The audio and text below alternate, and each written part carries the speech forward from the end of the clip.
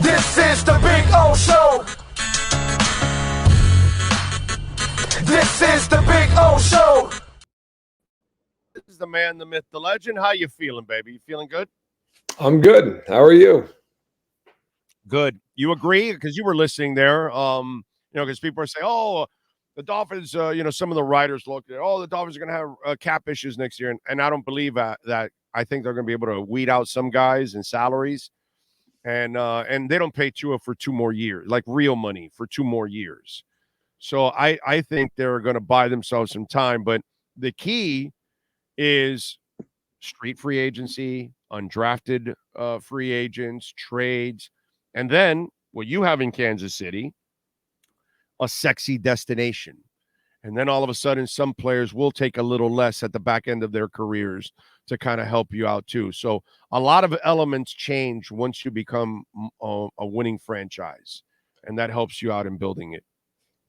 Yeah. I think that they are probably done in terms of going out and making huge additions to the team in the offseason.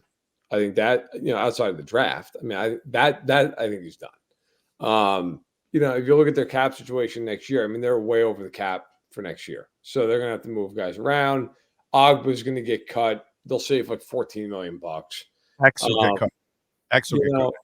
I mean, Jerome Baker, they cut in. They save like $10 million, right? Cut so off. they'll get under the cap. I mean, they'll do that. I don't think they have cap issues. I think they're just to a point now where like going out and getting Jalen Ramsey and paying him a fortune, like that is probably done. Now it's like if you're going to build, you're going to build the way most contenders have to build, which is through the draft. Yeah, exactly.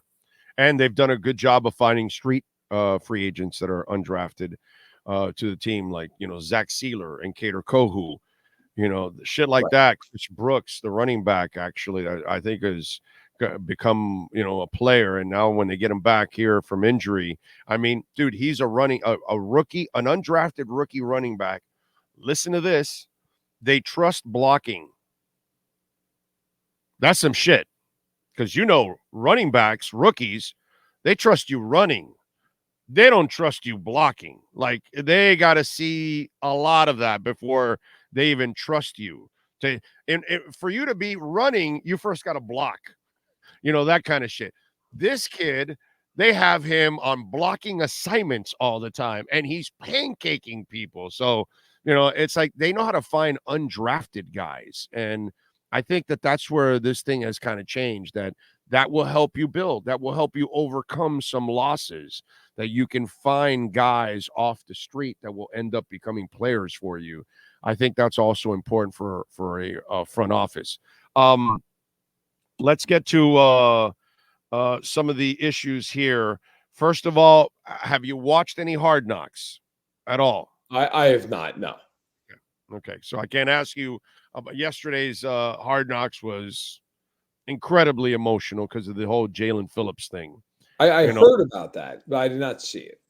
Yeah, it was good. By the way, you have to watch it because the Mike McDaniel scene is one of the funniest scenes you will ever, player comes, an opposing player runs off the field into the sidelines and runs into him, where he kicks him in the shoulder and elbows him in the nuts.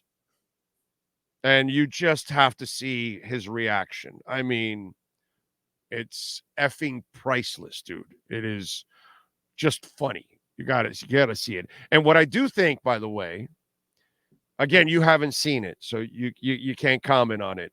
But I think this is going to become how last time it was a complete joke for the Dolphins? Joe Philbin, Jeff Ireland telling Peter King, well, we've got 4s, 5s, and 6s. We got to go find 1, 2s, and 3s, talking about his receivers. Yeah. The general manager is telling Peter King, well, we've got 4, 5s, and 6s. We need to go find 1, 2s, and 3s. That kind of shit. And Vontae Davis, I got to call my grandma. And Chad Johnson getting cut because he smacked his girlfriend or something like that. It was a mess. I think now it's actually a recruiting tool. because I think people are going to see the franchise. They're going to see Mike McDaniel, and I think a lot of players are going to say, "Oh, I want to play for that dude." That's what I think. When you see it, you need to, you tell us. I think that Miami is always the destination because, as you mentioned earlier, there's no state income tax, and Miami's a great place to live. I mean, Yeah. of any NFL city I've ever been to, I enjoy going to Miami more than any other city. Yeah. I love going. And look, I mean, you could argue other places. That's fine. In New Orleans, San Diego beats our weather, but I'll take a team anymore. Huh? Right. Anymore. So they don't. I mean, that was the only place that used to beat our weather was San Diego. I'll still take our town over San Diego, but the weather in San Diego is Jesus Christ. It's our weather without humidity. Yeah, right. No, I mean New Orleans is a really fun town, and there's other. I mean, it depends who you are too. I mean, if you're a big city guy, then there's New York, right? And there are other places, of course, but Miami has a combination of the financial side of it, plus the weather and all the things you can do down in Miami. I mean, there's always you're not going to be a free agent and not consider Miami. Now you may end up going somewhere else just because either the fit for you or maybe you're married and maybe your wife wants to live close to her family. I mean, there's a million things that fans never consider that that's we had a lineman. We lost out to a lineman that his wife didn't want to live here, and they went to Kansas City. If I remember correctly, this was in the Wanstead years. This was it was a long time ago. This was 17 years ago, 15 years ago. If anybody remembers, could it be an Eric? Oh my God, I don't know. I'd have to look. I'm trying to think of the lineman the Chiefs had back then. I want to say he came from the Bears, and he was a free agent, and then he didn't want to play his wife didn't want him here in Miami. I don't know. I'd have to go back and look. I'm not sure who it would be, but yeah, I think it was Kansas City. Somebody help me out there on that one. But it's look, the point is, Miami's always going to be a place where free agents want to go. I mean, that's especially when the team's good. So it really is just, at that point, personal preference. You always have guys who want to go back home, or their wife wants to live closer to home, or maybe they just, whatever. Maybe it's just a better fit for them on the team because they feel like they're going to get more playing time somewhere else. But Miami as a city is always going to be somewhere that people want to go. What'd you think of David Tepper yesterday, bro? Not great. I feel bad for Panthers fans, basically. Well, if you've ever been a fan of a team that has an owner that you got a problem for a long time, it's a crap feeling. I'm a Knicks fan. Okay, I am very well aware of that feeling. And I for the longest time, most of my life, was an A's fan, and literally the owner drove me to the point that I don't even care about the team anymore. So I get it. I feel very bad for Panthers fans. Like, I think Tepper, frankly, a lot like James Dolan for the Knicks, I think he wants to win and he'll spend the money to win, but he's so involved all the time that he precludes himself from winning. So the problem a lot of these guys have when they become owners, and some grow out of it and some don't, is they obviously are very, very successful in business elsewhere. And so they then think that immediately is going to translate to them being very successful as NFL businessmen. The NFL is not being great in real estate. Okay. And it's not being great, to a guy like Robert Kraft, to his credit, like running a macaroni and cheese empire. Like, it's not. The NFL is a place where if you're an owner, you hire people that know football and you get out of the way. That's it. Like, you don't get involved to the extent Tepper does. And now, look, the bottom line is, I don't care how frustrated he is with Frank Reich. You fired him after 11 games. Anybody who's up for the job next year, who you want to hire, is going to sit there and think to themselves, like, what the hell gives me the confidence I'm not going to get fired after 11 games? Why would I go here? It's the same reason the Browns couldn't get a coach forever, for years on end, Because Haslam would fire him after 1 year. So you're like, well, who the hell would go there if you have any other option? Now, somebody, of course, will take the job because there's 32 of these in the world. And so somebody's going to say, well, hell, I'll take a chance. But like, let's just say Ben Johnson of the Lions, who everybody in the world is going to want when there's an opening this year. Okay. And Tepper's certainly among them. Like, if you're Ben Johnson, why would you go there? Why would you take that job? I'll give you something that's interesting. The Commanders have been that team forever, right? The team that everybody's like, oh my God, what? The Commanders are actually a pretty interesting job right now because they have no ownership. It's Washington, D.C. You've got an owner who's been successful in the NBA, successful in the NHL. You got an owner who, that's a good job now. That's a job that like, you actually would love to take that job. But for 25 years, you'd be like, oh my God, I don't want to go anywhere near that job. Tepper has to stop meddling. He's got to get out of being so damn involved. And if he does that, he'll be okay. But if he doesn't learn his lesson, it's going to be a huge problem. Dude, he mishandled that press conference yesterday. I mean, like, oh, we're not going to talk about that now. Well, this is where you're supposed to talk about it, bro. And then that whole thing, he can't pronounce Frank Reich. It's not like, good. It's not good. Like, yo, dude, like, what's up with you? You know, and then the slip up with the whole unanimous thing when it really wasn't unanimous. No. And probably the guy you fired is the guy that didn't want Bryce Young. He probably wanted CJ. So and it's what you said. When you have an owner that meddles, whether it's James Dolan, whether it's Jerry Jones or whatever, Stephen Ross and Bruce Beal trying to meddle, setting up, Tom Brady, like, or going in the middle of the night to go see John Harbaugh while you have Tony Sperano in place. Like, this is the stupid shit that people do, and you got to learn to get out of the way. And right now, it looks like Ross, after he cost his team a first and a third rounder, looks like he finally got out of the way and let the football people take over. Because if not, it's pretty consistent, dude. Most of these meddlers never really win. Well, Ross got out of the way because Ross didn't have a choice, and they started to win games. And so then it was like, I know that's what, people, I don't know how many people know about this, care about this. George Steinbrenner was a train wreck of an owner the entire 80s into the 90s. The reason the Yankees finally got good is he literally got suspended from the sport and he couldn't meddle anymore. And then Gene Michael built up that franchise. And then by the time Steinbrenner got back, he basically couldn't do anything because they were winning, right? I mean, I think Ross basically got to a point where it was like, by the time he got back from everything with the first round pick, they were winning. So it's like, we're not going to do anything. And this all goes back to, let's just call it what it is. If they drafted CJ Stroud, everything's different. He might be a meddling pain in the rear end, but they have CJ Stroud. Like, they're winning games. Like, it wouldn't matter. Jerry Jones is always a meddling guy, right? And as much as he hates that word, he's always meddled. But they had Jimmy Johnson. They won a ton of football games. Like, you can survive it. I mean, Dolan owned them when Riley was there. They won games. When Riley left, and it was like, oh, now we got a problem. Jimmy Johnson left. Cowboys have never been any good since. Like, if CJ Stroud went there and was lighting it up and they were winning that horrendous division, nobody would care. The problem is they didn't take CJ Stroud. They took Bryce Young. And Bryce Young has been somewhere between middling and awful in almost every game this year.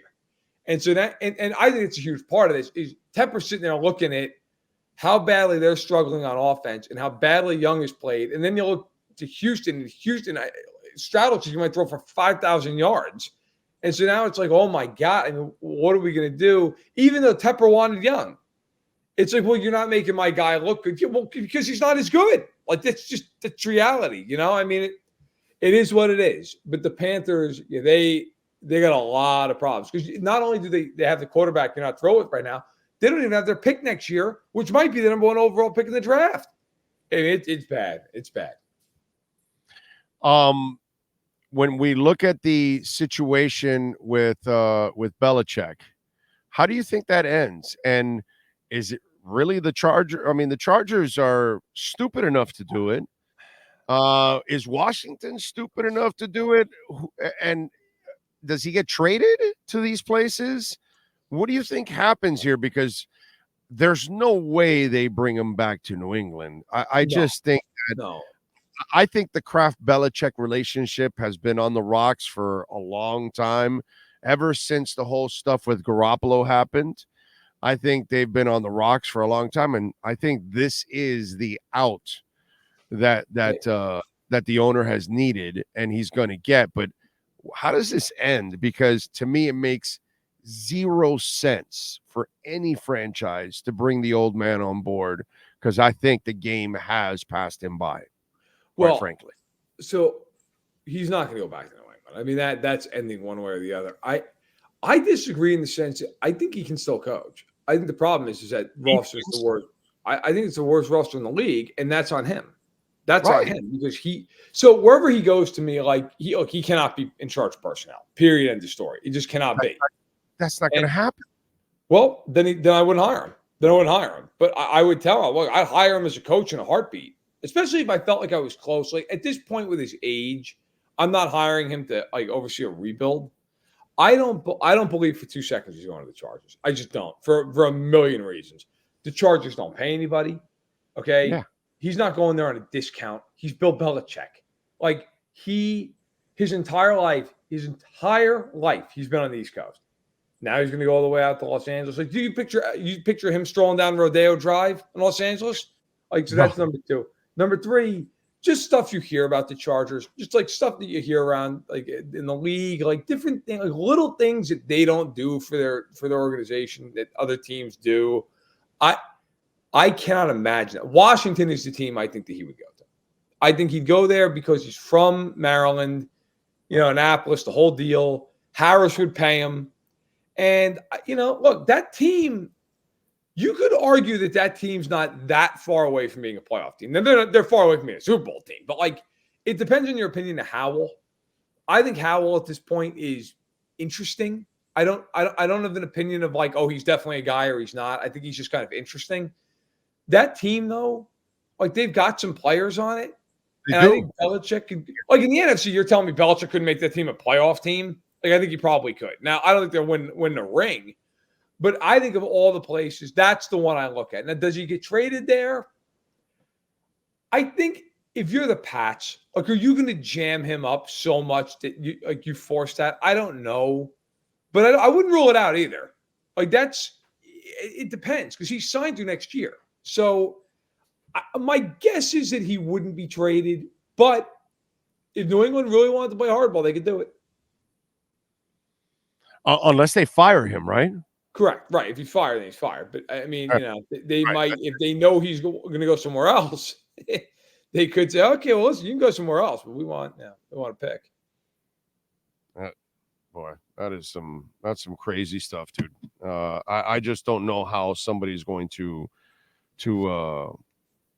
keep that guy, and he's going to want power. To me, that just makes zero sense. All right, what do you got going on Sports Illustrated, my man, so folks can check you out? I've got all the typical weekly stuff, quarterback rankings, matchup to watch. I've got MVP stock watch, rookie stock watch. I am in the midst of finishing up the massive project, which is keeping me busy. In fact, literally right now, Thurman Thomas is texting me. Bro, he's a good dude. He's a great dude. He's a great dude, and he's helping me. So I appreciate him. I got to meet him and cover him a little bit when he was a Dolphin. Right, Miami. And he is a good dude, bro. Good dude. Killed us. Great guy. He's great. Yeah, you killed everyone. God, I have nightmares of that guy. Oh shit, I have nightmares of Thurman Thomas. But I gotta say, he was a nice guy when I met him. I liked him. He started a big old fight. Bucks and Dolphins. They were practicing. We were up in Tampa. We were at Wide World of Disney. And they had a linebacker, a former linebacker, kind of a knucklehead. Shocker. He took a dirty shot on Thurman in the middle of a practice. And, dude, it was all-out brawl. People got pissed and all that. I'm trying to remember the linebacker's name that came out of the U and went to Tampa. Wasn't a great linebacker. He was half decent, But yeah, it was like a dirty shot on his part. And so ask Thurman Thomas about that. When you talk about him, tell me. I was just talking to a Miami reporter. He says covering Tampa and Miami practices in preseason, somebody took a dirty shot on you and all hell broke loose, and he'll tell you about it. I'll tell you if he remembers it. All right, good All stuff. right. Follow him on Twitter at Matt Verderame, and more importantly, catch his work there at Sports Illustrated. Matt, as always, thank you, my brother. We'll catch up Thanks next a lot. week. Take care. You got it. There you go. The great Matt Verderame getting it done.